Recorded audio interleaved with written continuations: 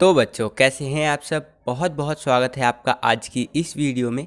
आज की इस वीडियो में हम देखने वाले हैं बच्चों क्लास 12th का आपका जो सीबीएसई की तरफ से सैम्पल पेपर जारी किया जाता है। तो उन्हीं सैम्पल पेपर्स में से जो पॉलिटिकल साइंस का यानी हिंदी में बोले तो राजनीतिक विज्ञान का जो सैम्पल पेपर जारी किया गया है सीबीएसई की तरफ से, तो उसको हिंदी में ट्रांसलेट करके ये सॉल्यूशन वाला वीडियो होने वाला है, जिसके अंदर इस पॉलिटिकल साइंस के सैम्पल पेपर को हम देखेंगे, ये समझेंगे कि आपका टर्म 2 एग्ज़ाम जो होने वाला है वो पेपर होगा कैसा, पेपर का पैटर्न कैसा आएगा, कितने नंबर के क्वेश्चंस आपसे पूछे जाएंगे आपके एग्ज़ाम में। तो सारी चीज़ें हम कवर करेंगे इस वीडियो में, तो इस वीडियो को पूरा ज़रूर देखेगा।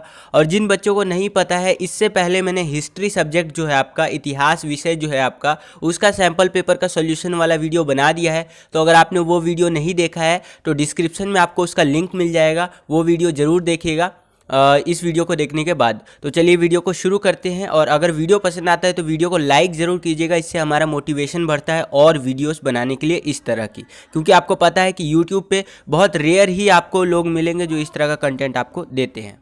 तो चलिए वीडियो को शुरू करते हैं। आगे बढ़ने से पहले ये जो आपका पेपर है पॉलिटिकल साइंस का सैम्पल पेपर, इस पेपर का जो सामान्य निर्देश दिया गया है यानी कि जनरल इंस्ट्रक्शंस दिया गया है, इसको समझ लेते हैं। अगर आप इसको समझ लेते हैं बच्चों, तो क्या होगा कि आपको मोटा मोटा आइडिया लग जाएगा इस पेपर के पैटर्न के बारे में कि पॉलिटिकल साइंस का पेपर आएगा कैसा, कितने नंबर के क्वेश्चन पूछे जाएंगे, कितने सेक्शंस होंगे वगैरह वगैरह। ठीक है, तो समझते हैं जो आपका जनरल इंस्ट्रक्शंस है उसको एक एक करके।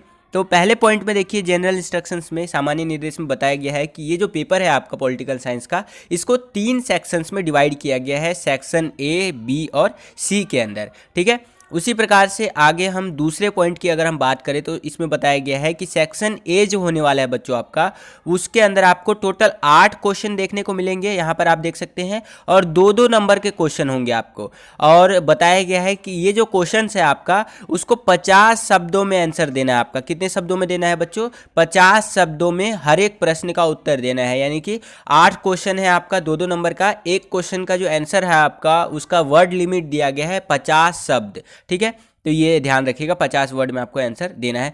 तीसरे पॉइंट की अगर हम बात कर रहे हैं सामान्य निर्देश की, जनरल इंस्ट्रक्शंस की, तो उसमें बताया गया है सेक्शन बी के बारे में कि 4 अंकों के 3 प्रश्न होंगे सेक्शन बी के अंदर। 4 नंबर वाले 3 प्रश्न होंगे, यानी 3 क्वेश्चन होंगे आपका। और ये जो क्वेश्चन है आपके 4 नंबर वाले, इनका आंसर जो है आपको 100 शब्दों के भीतर पूरा किया जाना चाहिए। यानी कि हम बात करें तो 100 वर्ड्स की लिमिट लगा दी है, 100 शब्दों का लिमिट लगा दिया है कि 100 शब्दों में आपको एक क्वेश्चन का आंसर देना है आपका सेक्शन बी में, जो यहाँ पर आपके 3 क्वेश्चन हैं उनमें से। ठीक है, उसी प्रकार से यहाँ पर मानचित्र से संबंधित प्रश्न पूछे जाएंगे, तो उनका भी हल आपको करना है। मैं अभी मानचित्र दिखाऊंगा आपको। उसी प्रकार से आगे अगर हम बात करें 4th वाले पॉइंट का, तो इसमें आपको बताया गया बच्चों 4th पॉइंट में कि यहाँ पर देखिए सेक्शन सी होने वाला है जो आपका, उसके अंदर 6-6 नंबर के 2 प्रश्न होंगे, यानी 6-6 नंबर के 2 क्वेश्चन होंगे आपके। और इनका जो आंसर देना है आपको 170 शब्दों के भीतर पूरा किया जाना चाहिए। ठीक है, तो ये था बच्चों आपका जनरल इंस्ट्रक्शन, जिसको आप सामान्य निर्देश भी बोल सकते हैं आपके पेपर के लिए। तो आई होप कि आपको मोटा मोटा आइडिया लग गया होगा कि आपका पेपर का पैटर्न कैसा होने वाला है पॉलिटिकल साइंस का। तो अब हम चलते हैं सेक्शन ए या खंड क की तरफ। उसके क्वेश्चंस जो है इसमें आपको पता है जो क्वेश्चंस होंगे वो 2-2 नंबर वाले होंगे। ठीक है, तो एक एक करके इन क्वेश्चंस को हल करने का प्रयास करते हैं। और एकदम मतलब क्वेश्चंस को हल करने से पहले ही मैं ये क्लियर कर देता हूँ, ये पूरा पेपर इंग्लिश में था सैम्पल पेपर, इसको हिंदी में ट्रांसलेट किया है, तो कुछ गलतियाँ हो सकती है, लेकिन हमने अपनी तरफ से 99.99% प्रयास किया है कि आपको जो भी आंसर या क्वेश्चन दिखाया जाए वो सही हो। लेकिन अगर 1% अगर कुछ गलती हो जाता है तो आप ये कमेंट करने के बजाय कि सर ये चीज़ गलत है, आप अपने दिमाग से उसका आंसर कमेंट कर दीजिएगा, ताकि आपके थ्रू 4 बच्चों का और भला हो और उनके थ्रू 4 लोगों का और भला हो। ठीक है, तो ऑलवेज बी पॉजिटिव। आगे चलते हैं। तो पहला क्वेश्चन जो है, वैसे मैं अपनी तरफ से पूरा प्रयास करूंगा सही बताने का। पहला क्वेश्चन बोल रहा है कि हाल के वर्षों में भारत ने आसियान पर पर्याप्त ध्यान दिया है। ठीक है भाई, इस कथन को सही ठहराने के लिए आपको 2 बिंदु बताने हैं, 2 पॉइंट्स बताने हैं, 2 नंबर का क्वेश्चन है ये। ठीक है, तो जो आपका आंसर दिया गया था आंसर की के अंदर, उसके अकॉर्डिंग बता रहा हूँ। यहाँ पर देखिए लिखा हुआ है कि हाल के वर्षों में भारत ने आसियान पर पर्याप्त ध्यान दिया है। पॉइंट नंबर 1 में क्या कह रहा है बच्चों यहाँ पर कि आसियान भारत मुक्त व्यापार समझौता 2010 में लागू हुआ। यहाँ पर आप देख सकते हैं 2010 के अंदर देखेंगे तो आसियान भारत मुक्त व्यापार समझौता एक तरह से कह सकते हैं उसको इम्प्लीमेंट किया गया, ये इफेक्टिव हुआ 2010 से, ठीक है। इस तरह से आप मान के चलिए। उसी प्रकार से यहाँ पर दूसरे पॉइंट में, यानी कि सेक्शन कह रहा हूँ, दूसरा पॉइंट जो है बी पॉइंट, इसमें क्या कह रहा है कि 25 जनवरी 2018 को, ठीक है, क्या हुआ, भारत और आसियान की यहाँ पर आप देख सकते हैं रजत जयंती साझेदारी का स्मरण किया गया। नेताओं ने जारी किए, क्या जारी किए, पोस्टल स्टैंप, घटना को चिन्हित करने के लिए। कहने का मतलब ये है, ये जो आपका बी पॉइंट यानी दूसरा पॉइंट क्या कह रहा है कि 25 जनवरी 2018 को भारत और आसियान ने क्या किया, अपनी एक तरह से मित्रता को और भी अच्छे तरीके से दिखाने के लिए और आगे ले जाने के लिए पोस्टल स्टैंप जारी किए और रजत जयंती मनाया। जैसे कि हम लोग गांधी जयंती मनाते हैं ना हर साल, तो ताकि हम गांधी जी को याद कर सके, उनके विचारों को याद कर सके, तो उसी प्रकार से यहाँ पर रजत जयंती जो है सो कि ये मनाया गया और साझेदारी का स्मरण किया गया। और नेताओं ने क्या किया, जो भारतीय नेता थे उन्होंने पोस्टल स्टैंप कह सकते हैं वो जारी किए, ताकि इस घटना मतलब कह सकते हैं भारत और आसियान की जो मित्रता है और बढ़ सके और जो है सो कि वैश्विक स्तर पे एक अच्छा मैसेज जा सके, इस तरह से कह सकते हैं आप, ठीक है। तो ये 2 पॉइंट आपका आंसर की में दिया गया था। तो ये पहला क्वेश्चन था। इस पहले क्वेश्चन के अंदर ही आपको एक अथवा ये एक ऑप्शन देखने को मिल जाता है कि अगर आपको ये ऊपर वाला क्वेश्चन नहीं आता है तो नीचे वाला आप क्वेश्चन कर सकते हैं। ये क्वेश्चन थोड़ा सा ट्रिकी है, तो क्वेश्चन समझिए थोड़ा सा, ठीक है। क्वेश्चन पढ़ के कोई भी बच्चा कंफ्यूज जरूर होगा यहाँ पर, जिसने नहीं पढ़ा होगा वो तो खास करके कंफ्यूज होगा। क्वेश्चन यहाँ पर पूछ रहा है कि हान नदी पर चमत्कार की व्याख्या कीजिए। अब बोलेंगे सर ये हान नदी पर चमत्कार ये कहाँ से आ गया पॉलिटिकल साइंस में, ठीक है। यहाँ पर देखिए, और यहाँ पर अगर इसकी इंग्लिश की मैं बात करूँ तो यहाँ पर इंग्लिश में क्वेश्चन इस तरह से पूछा है कि एक्सप्लेन मिरेकल ऑन द हान रिवर। 2 मार्क्स का क्वेश्चन है आपका, 2 नंबर का क्वेश्चन। तो ये हान नदी का चमत्कार क्या है इसको समझिए। जैसे हम लोग मुहावरा बोलते हैं ना, कहते कुछ और है उसका मतलब कुछ और निकलता है, तो उसी प्रकार से ये हान नदी पर चमत्कार वाली बात भी वही चीज़ है। यहाँ पर जो हान नदी पर चमत्कार वाली बात कही गई है, ये कोई नदी में चमत्कार नहीं हुआ है कि नदी में चमत्कार हुआ, ये लीजिए शिव शंकर जी वहाँ से प्रकट हुए और चलिए अगले दिन वहाँ मंदिर बनाया जाए और पूजा पाठ शुरू हो जाए, ऐसा कोई मतलब ऐसा कोई चीज़ नहीं है। यहाँ पर बात हो रही है दक्षिण कोरिया की, ठीक है। वो वाला कोरिया नहीं, वो किंग जोंग उन वाला कोरिया नहीं, वो मोटू वाला। यहाँ पर बात हो रही है दक्षिण कोरिया की, जहाँ की आप सैमसंग एक बड़ा ब्रांड है वहाँ का, जो सैमसंग का मोबाइल आप में से कई सारे बच्चे यूज़ करते होंगे, तो वो दक्षिण कोरिया का है। तो यहाँ पर दक्षिण कोरिया की बात हो रही है, जो कि यहाँ पर वहाँ जो प्रगति हुई थी ना, मतलब अर्थव्यवस्था की प्रगति, जो वहाँ का विकास हुआ एकदम से एक दशक में हुआ था, 1960 और 80 के दशक की बात हो रही है। तो उसी चीज़ को दिखाने के लिए यहाँ पर हान नदी पर चमत्कार की बात कही जाती है। अगर कोई आपसे बोले कि हान नदी पर चमत्कार क्या है, तो आप बोलेंगे कि दक्षिण कोरिया में हुआ आश्चर्यजनक प्रगति, चाहे वो वहाँ की अर्थव्यवस्था की प्रगति हो या वहाँ का विकास हो लोगों का, ठीक है। तो इसी को हान नदी पर चमत्कार के रूप में दिखाया गया है, ठीक है। तो यहाँ पर आप देख सकते हैं दक्षिण कोरिया एशिया में शक्ति के केंद्र के रूप में उभरा है और 1960 और 1980 के दशक के बीच यह तेजी से विकसित हुआ और आर्थिक शक्ति, जिसे हान नदी पर चमत्कार कहा जाता है, ठीक है। तो आई होप कि आपको समझ में आया होगा हान नदी पर चमत्कार क्या है बच्चों। जो आपका दक्षिण कोरिया में जो एकदम से जो प्रगति हुई थी आपका 1960 से 80 के दशक में, चाहे वो आर्थिक क्षेत्र में हो या राजनीतिक क्षेत्र में हो, किसी भी क्षेत्र में कह लीजिए, एक तरह से ज़्यादातर आर्थिक क्षेत्र में अर्थव्यवस्था की प्रगति है, तो उसी को हान नदी पर चमत्कार कहा जाता है। तो आई होप कि आपको समझ में आ गया होगा। अगले क्वेश्चन पे चलते हैं। दूसरा क्वेश्चन देखिए बच्चों क्या पूछ रहे हैं हमसे। दूसरा क्वेश्चन यहाँ पर बेसिकली पूछ रहा है कि दक्षिण एशिया हर मायने में, देखिए दक्षिण एशिया से ही क्वेश्चन पूछ रहा है दूसरा भी आपका, कि दक्षिण एशिया हर मायने में विविधता के लिए खड़ा है और फिर भी एक है, मतलब फिर भी विविधता है दक्षिण कोरिया में, लेकिन फिर भी एक है वो, चाहे वो भू राजनीतिक स्थान हो, इन सब मामलों में। तो क्या आप कथन से सहमत है? अगर है तो 2 कारण दीजिए। तो क्वेश्चन को दोबारा से समझिए। जो दक्षिण कोरिया है ना, वो विविधताओं से भरा हुआ है, लेकिन फिर भी एक है दक्षिण कोरिया, ठीक है। चाहे मतलब यहाँ भू राजनीति की बात कर रहा है एक तरह से कह लीजिए, ठीक है। अलग अलग हमारा दक्षिण एशिया की बात कर रहा है, मैंने दक्षिण कोरिया बोल दिया हो तो सॉरी, यहाँ दक्षिण एशिया की बात कर रहा है। तो दक्षिण एशिया जो है हमारा विविधताओं से भरा हुआ है, राजनीति में भी अलग अलग विविधताएं देखने को मिलती हैं, लेकिन फिर भी एक है, ये एक तरह से मान सकते हैं। तो आपको अगर ऐसा लगता है, आप इस बात से सहमत है, तो दक्षिण एशिया के इस कथन के संदर्भ में 2 पॉइंट आपको बताना है इसको सत्य करने के लिए, ठीक है।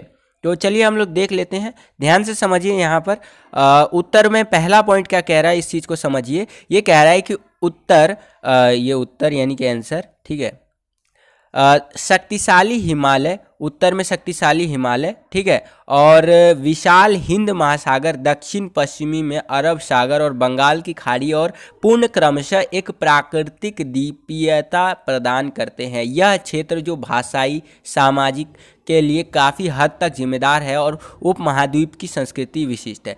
बेसिकली ये दक्षिण एशिया की ना यहाँ पर खासियत यानी विशेषताओं की बात कर रहा है, जिससे कि दक्षिण एशिया की एकता हम लोग दिखा सकते हैं, ठीक है। तो ये चीज़ यहाँ पर दिखा रहा है। उसी प्रकार से दूसरे पॉइंट में भी कुछ इस प्रकार से बात कर रहा है दक्षिण एशिया की, कि दक्षिण एशिया के विभिन्न देशों में समानता नहीं है, लेकिन राजनीतिक व्यवस्था की तरह लेकिन लोकतंत्र एक बन गया है, यानी कि लोकतंत्र कह सकते हैं, सभी लोग चाहते हैं कि लोकतंत्र रहे। इस क्षेत्र में स्वीकृत मानदंड इस प्रकार है, दक्षिण एशिया हर मायने में विविधताओं के लिए खड़ा है, यानी कि जो अलग अलग यहाँ पर चीज़ें हैं उन चीज़ों के लिए खड़ा है एक होकर के, फिर भी एक भू राजनीतिक स्थान का गठन करता है, यानी कि सभी देश लोकतंत्र को चाहते हैं, सभी देश जो है अपना विकास करना चाहते हैं, मिल करके आगे बढ़ना चाहते हैं, इस तरह से चीज़ें यहाँ पर, ठीक है। तो देखिए आंसर की में सिर्फ हिंट के लिए आंसर दिया रहता है, ये सीबीएसई का जो आंसर की है उसके अंदर सिर्फ हिंट के लिए, आप अपने थॉट के बेस पर भी आंसर बना सकते हैं। जो आपने एनसीईआरटी में पढ़ा है उसको आधार बना करके अपना थॉट लगाइए और आप अपना आंसर लिखिए, आपका आंसर पूरा चेक होगा अच्छी तरीके से। यहाँ भाषा शैली थोड़ी कठिन है, लेकिन ये आंसर की है इसलिए थोड़ा सा कठिन है ये, ठीक है। तो दक्षिण एशिया के विकास की बात हुई है बेसिकली यहाँ पर, और उनकी एकता और विविधता को लेकर। तीसरा क्वेश्चन देखिए बच्चों क्या कह रहा है, कि आप क्यों सोचते हैं कि भारत को अब का एक महत्वपूर्ण केंद्र शक्ति माना जाता है। मतलब भारत जो है आज के टाइम पे एक महत्वपूर्ण केंद्र शक्ति है, एक सेंटर पावर है, ठीक है। तो ऐसा क्यों है तो बताना, देखिए जो नए टॉपिक्स ऐड हुए थे, भारत, इजराइल, रशिया वगैरह, इन सब में से ही है ये वाला, भारत वाला हमारा है। तो इसके अंदर तो आप इजीली 2 नंबर का पूछ रहा है, तो 2 नंबर के लिए लिख देंगे कि हमारी अर्थव्यवस्था लगभग 3 ट्रिलियन को टच करने वाली है, ठीक है। 5 ट्रिलियन अर्थव्यवस्था का हमारा सपना है, इतनी बड़ी आबादी है, इतना बड़ा मार्केट है, हमारी संस्कृति पूरी दुनिया में फैल रही है, ठीक है। तो हमारे जो लोग हैं वो पूरी दुनिया में है। तो बहुत सारे वेरियस पॉइंट्स आप इस चीज़ के लिए लिख सकते हैं कि जो भारत है एक कह सकते हैं सेंटर ऑफ पावर क्यों माना जा रहा है। हम परमाणु संपन्न देश है, अभी रिसेंटली S-400 खरीद लिया हमने रशिया से, फिर भी अमेरिका हम पे सैंक्शंस नहीं लगा पाया। दबदबा है भाई, ऐसे थोड़ी ना भारत भारत कहलाता है, एक भारत है हमारा अखंड भारत। तो देखिए खैर ये सब बातें हैं। और यहाँ पर देखिए क्या कह रहा है आंसर की के अनुसार, कि 21वीं सदी के भारत को एक महत्वपूर्ण उभरते हुए भारत के रूप में देखा जा रहा है, वैश्विक शक्ति के रूप में। तो उनके निम्नलिखित कारण आप यहाँ पर देख सकते हैं। पहला है कि देश की आर्थिक, सांस्कृतिक और सामरिक स्थिति 135 करोड़ से अधिक की आबादी के साथ बहुत मजबूत है। हमारी 135 करोड़ की आबादी है, फिर भी हम लोग इतने आगे हैं, आज के टाइम पर डेवलप्ड है एक तरह से कह सकते हैं। उसी प्रकार से अगर हम बात करें तो सामरिक दृष्टिकोण से देखा जाए तो भारत की सेना स्वदेशी परमाणु प्रौद्योगिकी के साथ पर्याप्त है। इसे बनाना एक और परमाणु शक्ति, कहने का मतलब यह है कि हम लोग परमाणु शक्ति कैरी करने वाले, यानी कि परमाणु बम कैरी करने वाले ऐसे देशों में शुमार है जो हर देश के पास नहीं होता है। तो ये अपने आप में ही भारत को एक जो है सो कि शक्तिशाली देश बनाता है। अगर आर्थिक दृष्टिकोण से देखा जाए तो 5 ट्रिलियन अर्थव्यवस्था के लक्ष्य को लक्षित करना एक प्रतिस्पर्धी विशाल बाजार है हमारे पास, ठीक है। प्राचीन भारतीय डॉस्पो के 200 मिलियन लोगों के साथ समावेशी संस्कृति दुनिया भर में फैलने से अलग अर्थ मिलता है और 21वीं सदी में भारत को सत्ता के नए केंद्र के रूप में देखा जा रहा है। कहने का मतलब यह है कि हमारा लक्ष्य है कि 5 ट्रिलियन डॉलर की इकोनॉमी हो हमारी। वर्तमान समय में देखेंगे तो 2.8 या इस तरह से लगभग 3 ट्रिलियन डॉलर की इकोनॉमी है हमारी, लगभग बता रहा हूँ, ठीक है। और सपना है हमारा कि 5 ट्रिलियन का हो जाए। और देखा जाए तो भारत के लोग जो है पूरी दुनिया में फैले हुए, हमारी संस्कृति का प्रचार हो रहा है, इस तरह से चीज़ें आप देख सकते हैं, ठीक है। तो ये सारी चीज़ें और भी वेरियस पॉइंट्स आप लिख सकते हैं कि भारत को शक्ति के केंद्र के रूप में क्यों देखा जा रहा है। आगे चलते हैं, अगला पॉइंट देखिए। अगला पॉइंट है चौथा पॉइंट, चौथा पॉइंट बोल दिया मैंने, चौथा क्वेश्चन है बेसिकली। चौथा क्वेश्चन क्या कह रहा है यहाँ पर कि दक्षिण एशिया में अमेरिकी भागीदारी तेजी से बढ़ी है शीत युद्ध के बाद। अगर हम लोग बात करें तो दो उदाहरण दे करके आपको स्पष्ट करना है। दक्षिण एशिया की बात कर रहे हैं बच्चों यहाँ पर कि जो अमेरिका है, यूनाइटेड स्टेट्स ऑफ अमेरिका, उसकी जो भागीदारी है वो तेजी से बढ़ी है। तो ऐसा क्यों है, दो पॉइंट देख करके आपको समझाना है, दो उदाहरण से बेसिकली। तो अगर हम भारत और यहाँ पर पाकिस्तान की बात कर रहा है तो आप देखेंगे तो जो अमेरिका है उसका संबंध भारत से भी अच्छा है, पाकिस्तान से भी अच्छा है। 1971 में पाकिस्तान से ज़्यादा अच्छा था, आज के टाइम पे भारत से ज़्यादा अच्छे संबंध है। तो अमेरिका जो है ना मेंटेन करके चलता है, एकदम बैलेंस में लेकर के चलता है, ना ज़्यादा भारत के फेवर में जाता है ना ज़्यादा पाकिस्तान के फेवर में जाता है, ठीक है। और भारत जैसे देशों में एक ह्यूज मार्केट मिलता है, भारत पाकिस्तान जैसे देशों में अमेरिका को एक ह्यूज मार्केट मिलता है अपनी चीज़ों को बेचने के लिए, और पाकिस्तान और भारत को भी अमेरिका में चीज़ें बेचने के लिए एक मार्केट मिलता है जो कमाई का एक जरिया एक तरह से कह सकते हैं। तो ये कुछ चीज़ें हैं। बाकी यहाँ पर आप देखिए कि संयुक्त राज्य अमेरिका के भारत और पाकिस्तान दोनों के साथ अच्छे संबंध रहे हैं, आप ये कह सकते हैं। दूसरा पॉइंट क्या कह सकते हैं यहाँ पर आप बच्चों कि दोनों देशों में आर्थिक सुधार और उदार आर्थिक नीतियाँ देशों ने अमेरिका की गहराई को बढ़ा दिया है। कहने का मतलब ये एक तरह से हम लोग डिपेंडेंट है आज भी अमेरिका के ऊपर, ठीक है। कहीं ना कहीं हमारे जो वेपन्स है, जो हथियार है, वो अमेरिका से आते हैं, कई सारी चीज़ें अमेरिका से आते हैं। ना केवल भारत डिपेंडेंट है बल्कि दक्षिण एशिया में अगर हम लोग बात करें तो पाकिस्तान और भी सारी कंट्रीज़ जो है डिपेंडेंट है इस चीज़ को लेकर के। तो कहीं ना कहीं हम लोग अपनी निर्भरता बढ़ा रहे हैं अमेरिका के ऊपर, और ये चीज़ें और भी मतलब कह सकते हैं गहराता जा रहा है, ठीक है। अगले पॉइंट की अगर हम बात करें तो अमेरिका में बड़े दक्षिण एशियाई प्रवासी है, ठीक है। अब देखेंगे तो भारत और पाकिस्तान जैसे देशों से बहुत ज़्यादा प्रवासी अमेरिका के अंदर है, और विशाल आकार क्षेत्र की आबादी और बाजार भी देते हैं, ठीक है। अगर हम भारत की बात करें तो यहाँ पर भी बाजार है, मैंने आपको बताया। तो उसी प्रकार से यहाँ पर बता रहा है कि अमेरिकी क्षेत्रीय सुरक्षा जो है भविष्य में एक अतिरिक्त हिस्सेदारी और शांति, मतलब यहाँ कहने का मतलब ये है कि जो देश है वो आपस में मिल करके सुरक्षा के मामले में कई सारे संधियाँ करते हैं, और जो कह सकते हैं फ्यूचर की सुरक्षा, भविष्य में सुरक्षित रहने की बात है, तो उसको लेकर के सारे देश मिल करके काम करते हैं दक्षिण एशिया के साथ और अमेरिका के साथ, आप कह सकते हैं, ठीक है। आगे चलते हैं अगले क्वेश्चन की ओर। तो अगला क्वेश्चन देखिए, अगला क्वेश्चन पांचवा क्वेश्चन है हमारा। क्या कह रहा है यहाँ पर बच्चों, ध्यान से समझिए इस क्वेश्चन को, कि आर्थिक सहयोग को सुगम बनाने में सार्क की भूमिका का मूल्यांकन करें। देखिए सार्क के बारे में पूछ लिया बच्चों यहाँ पर आपसे, मैंने आपको कई बार सार्क के बारे में पढ़ा रखा है। South Asian association for regional cooperation, जो स्थापना हुई थी वो 85 में हुई थी, 1985 में, ठीक है, बांग्लादेश ढाका में, ठीक है। तो सार्क के बारे में बताना है यहाँ पर। सार्क के बारे में कई सारी चीज़ें आप एक्सप्लेन कर सकते हैं, जैसे कि आप देखिए तो क्षेत्रीय सहयोग के लिए दक्षिण एशियाई संघ सार्क विकसित किया गया। दक्षिण एशियाई जो राज्य है, पॉलिटिकल साइंस में देश को राज्य बोलते हैं, तो जो दक्षिण एशियाई राज्य है उनके द्वारा प्रमुख क्षेत्रीय पहल है ये, और बहुपक्षीय माध्यमों से सहयोग के लिए बनाया गया है। इसकी शुरुआत 1985 में हुई थी। सार्क ने दक्षिण एशिया मुक्त व्यापार समझौते पर हस्ताक्षर किए, यानी सार्क के जो देश है उन्होंने इस चीज़ पर हस्ताक्षर किया कि हम लोग जो ट्रेड है यानी जो व्यापार है उसको और आगे बढ़ाएंगे। उसी चीज़ को ध्यान में रखते हुए 2004 में साफ्टा, ठीक है, जिसने एक मुक्त व्यापार के गठन का वादा किया था पूरे दक्षिण एशियाई के क्षेत्र के लिए, यानी कि मुक्त व्यापार रखेंगे, टैक्स उक्स फ्री रखेंगे, हम लोग आपस में व्यापार करते रहेंगे, ठीक है, और जो सभी देश है दक्षिण एशिया के वो आगे बढ़ेंगे। तो ये सारी चीज़ें बता रहे हैं यहाँ पर दक्षिण एशिया के देशों के बारे में, यानी बेसिकली सार्क के बारे में, ठीक है। आगे चलते हैं, अगला यहाँ पर पॉइंट देखिए। अगला पॉइंट कह रहा है कि दक्षिण एशिया में शांति और सहयोग का एक नया अध्याय विकसित हो सकता है एशिया यदि इस क्षेत्र के सभी देश मुक्त व्यापार की अनुमति दे दे अपनी सीमाओं में। कहने का मतलब यह है कि सभी देश विकास कर सकते हैं दक्षिण एशिया के, अगर सार्क के और साफ्टा के थ्रू अगर देखा जाए, अगर सभी देश अपनी सीमाओं में मुक्त व्यापार कह सकते हैं उसके लिए अगर इजाज़त दे दे कि हाँ भाई मुक्त व्यापार करो, ट्रेड व्रेड अच्छी तरीके से करो, बढ़ाओ व्यापार को और टैक्स कम से कम लो, तो देख सकते हैं बहुत विकास का स्कोप है यहाँ पर सार्क के अगर देशों की बात करें तो ये आपका पांचवा क्वेश्चन था। इसके केवल 2 पॉइंट आपको बताने थे, यहाँ पर 2 मैंने एक्सप्लेन कर दिए हैं। आप और भी अपनी तरफ से एनसीईआरटी को आधार बना करके आप और भी पॉइंट अपनी तरफ से लिख सकते हैं। आगे चलते हैं, अगला प्रश्न देखिए, काफ़ी ईजी प्रश्न है और ये क्वेश्चन भी मैंने आपको कई बार कराया है जब मैंने पॉलिटिकल का सिलेबस कराया था आपको, ठीक है, और जब इंपॉर्टेंट क्वेश्चन कराए थे उसके अंदर भी बताया था कि पहले आम चुनाव को 2 बार टाला गया, 2 कारण दीजिए। देखिए पहला आम चुनाव जो था उसको 2 बार टाला गया, 2 कारण आपको देने हैं, 2 नंबर का क्वेश्चन। तो यहाँ पर देखिए लिखा हुआ है कि पहले आम चुनाव को 2 बार टाला गया जिसके निम्नलिखित कारण थे, जो कि इस प्रकार से है यहाँ पर। अगर हम बात करें पहले आम चुनाव की, तो यहाँ पर देखा गया कि 17 करोड़ पात्र थे, यानी कि 17 करोड़ मतदाता थे, ठीक है। उनको लगभग 3200 विधायकों का चुनाव करना था और लोकसभा में 489 सदस्य थे।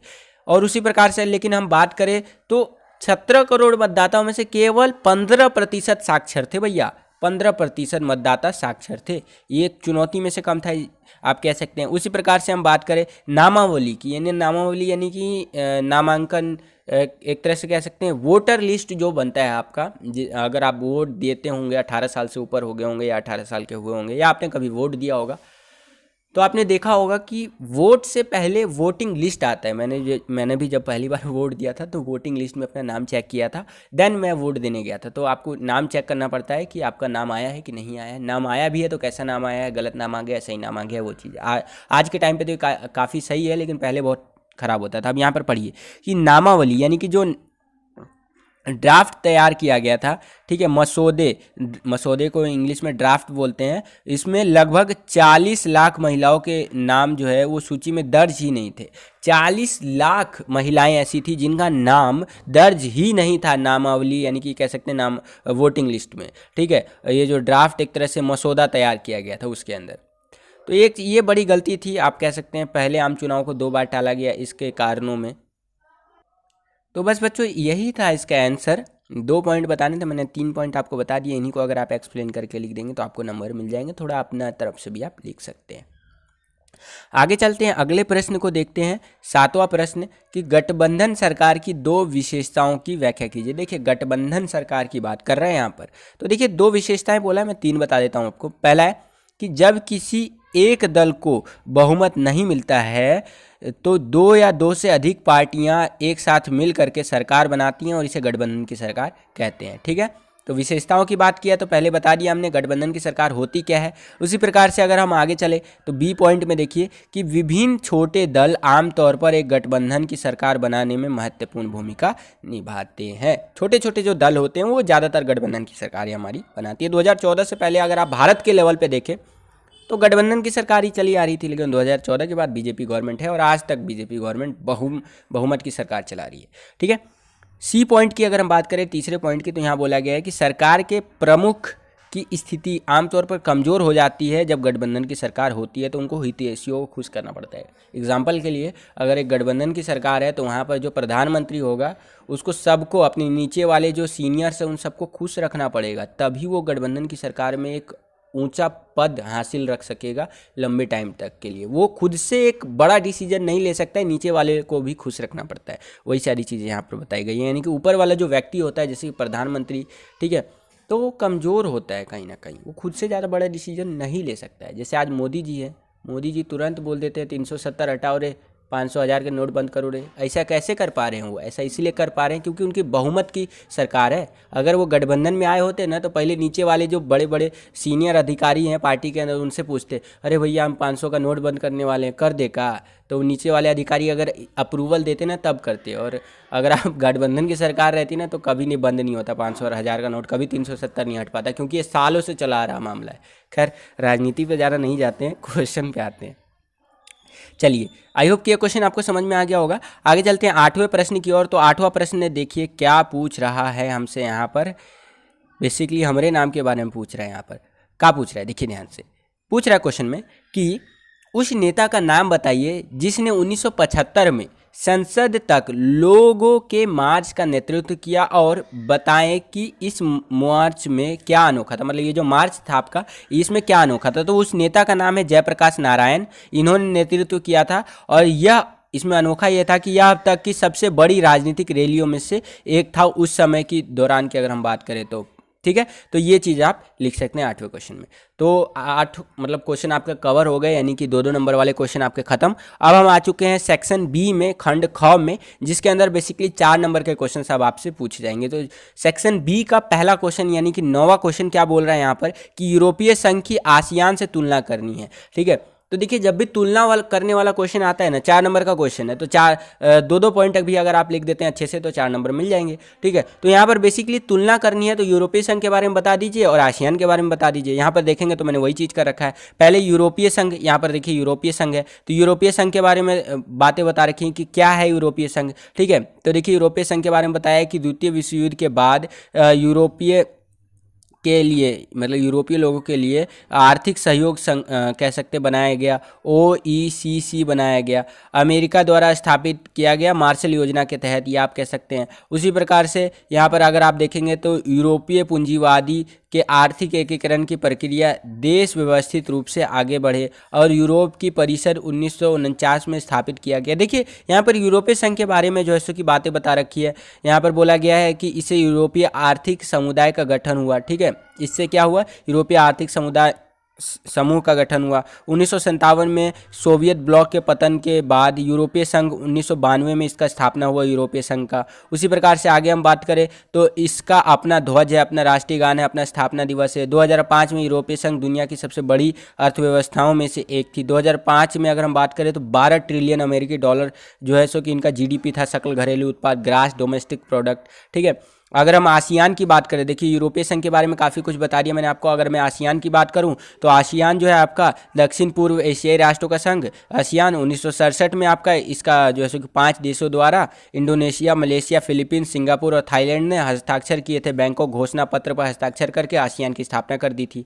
आसियान की अगर हम और बात कर रहे हैं तो आसियान देशों ने आसियान मार्ग को किस रूप में अपनाया है, तो बात करें तो बातचीत और औपचारिक और टकराव रहित से, मतलब ये लोग कोई भी चीज़ हैंडल करना चाहते हैं तो वहाँ पर अपना अनौपचारिक टकराव रहित चीज़ें आजमाना चाहते हैं, मतलब प्यार से कोई भी चीज़ हैंडल करना चाहते हैं।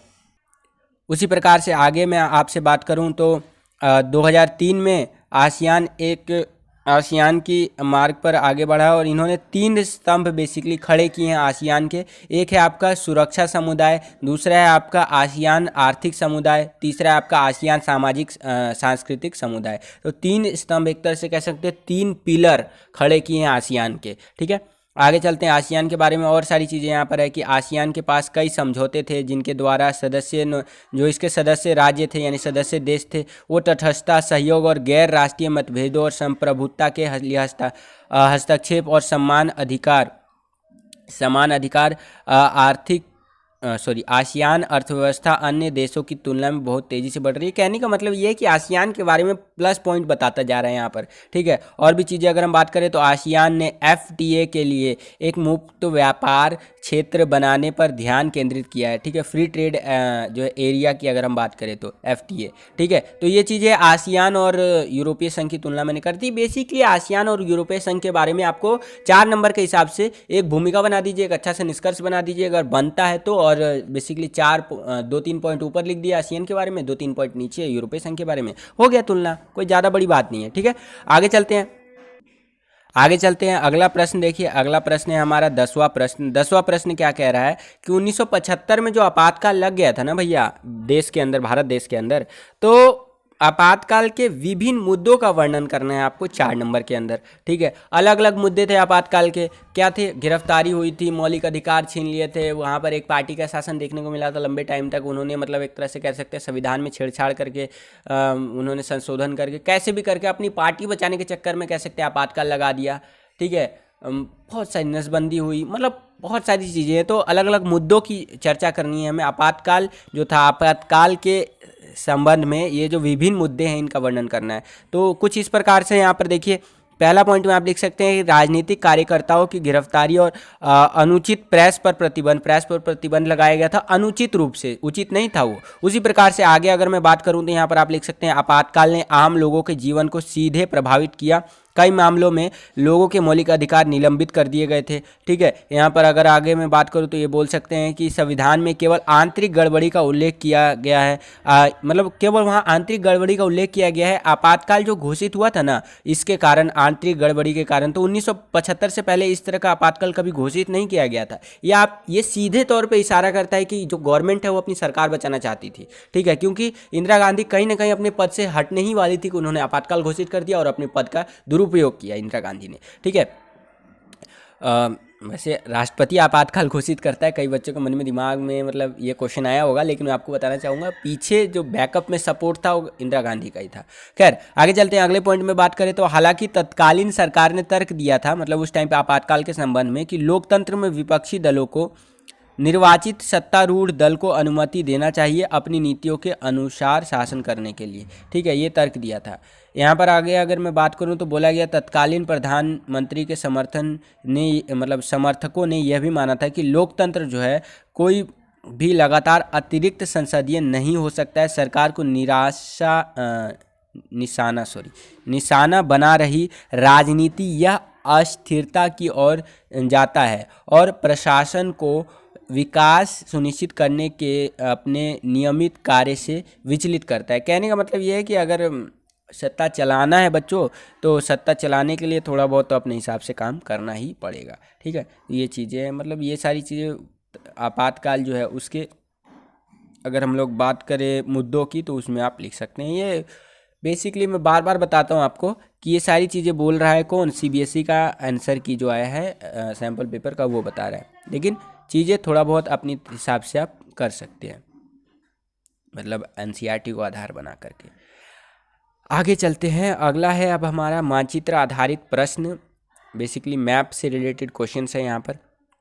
पहले हम इन क्वेश्चंस को पढ़ेंगे, देन मैं आपको इसका उत्तर बताता हूँ एक एक करके। ठीक है, क्वेश्चंस पढ़िए। आपका जो मैप से रिलेटेड क्वेश्चन है 11वां क्वेश्चन का पहला पॉइंट बोल रहा है कि वह राज्य जिसने पहले मंत्रालय में संचार मंत्री थे, मतलब पहले मंत्रालय जो था आपका उसमें संचार मंत्री थे आज़ाद भारत के। ठीक है, एक ये बताना है आपको। दूसरा बताना है कि वह राज्य जिसके पूर्व प्रधानमंत्री मोरारजी देसाई थे, मतलब उस राज्य वो किस राज्य से संबंधित थे आपको बताना है, जिससे संबंधित है वो बताना। तीसरा है एस निजलिंगप्पा जो है किस राज्य के थे वो बताना है। चौथा है कि कांग्रेस के पूर्व अध्यक्ष के कामराज से संबंधित राज्य आपको बताना है।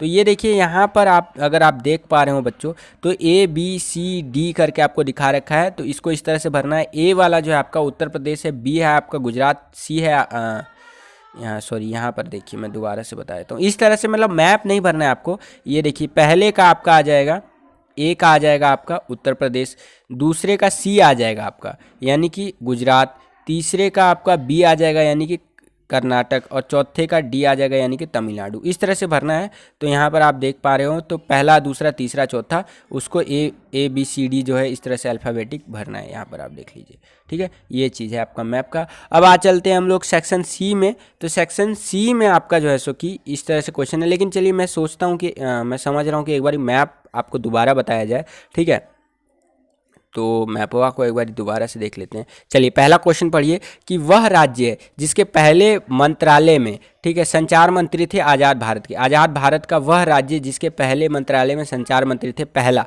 तो पहले का ए है आपका उत्तर प्रदेश। ठीक है, तो पहले का ए आ जाएगा आपका उत्तर प्रदेश। ठीक है, अगर मैं दूसरे की बात करता हूँ, दूसरे क्वेश्चन की, कि वह राज्य जिसके पूर्व प्रधानमंत्री मोरारजी देसाई, जिससे पूर्व प्रधानमंत्री जो है मोरारजी देसाई संबंधित है, तो दूसरा जो है उसका सी हो जाएगा यानी गुजरात। मोरारजी देसाई किससे संबंधित है बच्चों? गुजरात से संबंधित है। ठीक है, आगे मैं बात करूं कि एस निजलिंगप्पा जो है जिस राज्य से थे, तो किससे थे बच्चों वो आप देखेंगे। तीसरे का आपका बी हो जाएगा, कर्नाटक से थे। और अगर मैं चौथे क्वेश्चन की बात करूं तो कांग्रेस के पूर्व अध्यक्ष के कामराज से संबंधित राज्य कौन सा है? चौथे का डी हो जाएगा, तमिलनाडु से संबंधित है। ठीक है, तो आई होप कि अब तो कम से कम मैप आपको समझ में आ गया होगा। ये बेसिकली मैप में वहाँ पॉइंट्स दिया गया ABCD, उसको इस हिसाब से यहाँ लिखना था इस बॉक्स में। ठीक है, तो सेक्शन सी यानी खंड सी में आ गए हैं बेसिकली यहाँ पर हम लोग। इसमें देख लेते हैं क्या क्वेश्चन है, क्या आंसर है। तो देखिए एक बारी, क्वेश्चन नंबर 12 है इसमें कि देश की शांति और समृद्धि स्थापना में निहित है और क्षेत्रीय आर्थिक संगठनों का सुदृढ़ीकरण आलोचनात्मक मूल्यांकन करे बयान के हिसाब से। ठीक है, तो यहाँ पर आप देख सकते हैं हर देश में सुधार होना चाहिए, क्षेत्रीय संगठनों के सदस्य अपना समाधान कर सके, मतलब क्षेत्रीय लेवल की बात करें, इस तरह से चीज़ें बता रखी हैं यहाँ पर आप देख सकते हैं ये सारी चीज़ें।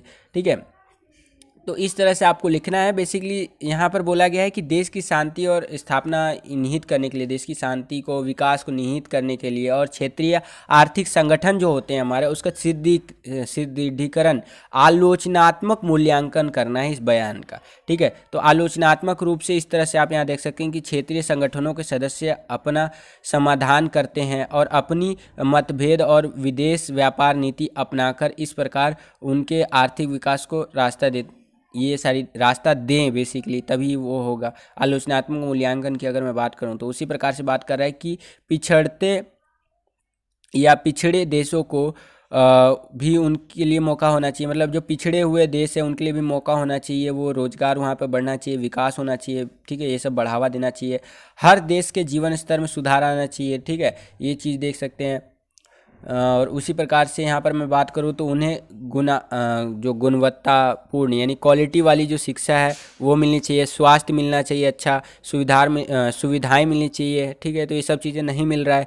जब जनता संतुष्ट हो जाती है तो राष्ट्र पर उसका भरोसा बढ़ता है। ठीक है, ये सारी चीज़ें होती है, जनता के आक्रोश की कोई संभावना नहीं होती है। ठीक है, तो ये सारी चीज़ें आप कह सकते हैं। इसी वाले क्वेश्चन में आपको एक ऑप्शन देखने को मिलता है अथवा देखने को मिलता है। अगर ऊपर वाला क्वेश्चन आपको नहीं आता है तो नीचे वाला ये वाला क्वेश्चन आप कर सकते हैं। ये क्वेश्चन पूछ रहा है नीचे वाला कि वैश्वीकरण के आलोक में राज्य की बढ़ती भूमिका का विवरण दीजिए। ठीक है, राज्य यानी कि देश की। तो देखिए, वैश्वीकरण के आलोक की बात कर रहे हैं, बच्चे कंफ्यूज हो सकते हैं कि सर ये वैश्वीकरण का आलोक होता क्या है।